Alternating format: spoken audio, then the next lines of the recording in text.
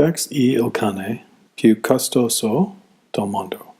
Dax is the most expensive dog in the world. When we knew that we would be moving to Italy, we had a hunch that getting the dog there might be expensive. Dax was already an expensive dog even before we adopted him into our home in Virginia.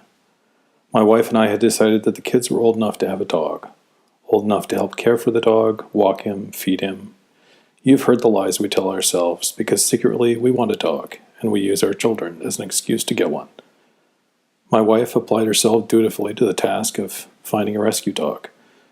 She discovered that Virginia was freshly out of rescue dogs, and that we would be taking a car train to Florida to pick our rescue dog up there.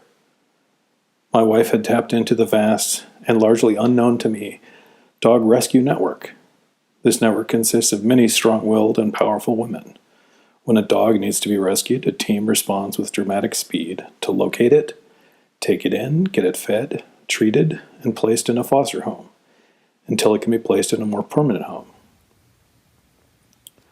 My wife was in touch with a breeder who had come into possession of one of the dogs she had bred, now a rescue dog. My wife participated in an extensive interview process and background check. Shortly, these powerful women became friends and allies. I didn't stand a chance when I would point out that surely good rescue dogs existed in our state, even our county or town. No, this was the one and only dog.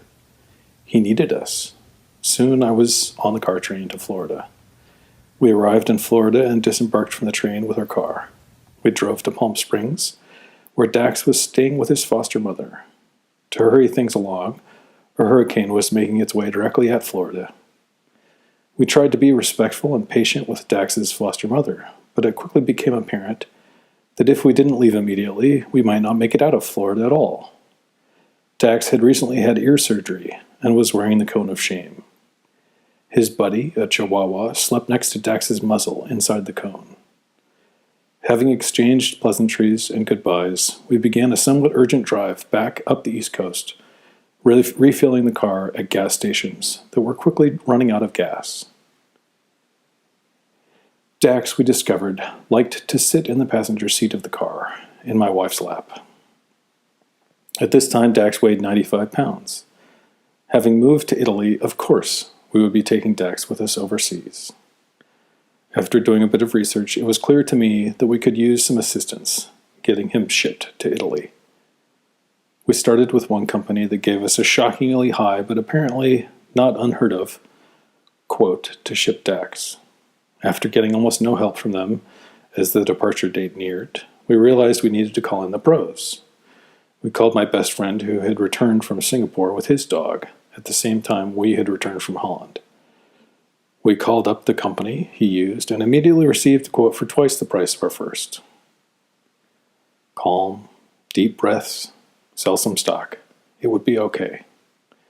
In no time, we received the dog shipping crate, size giant. The next size up is a custom-built crate. Imagine how expensive custom dog crates must cost.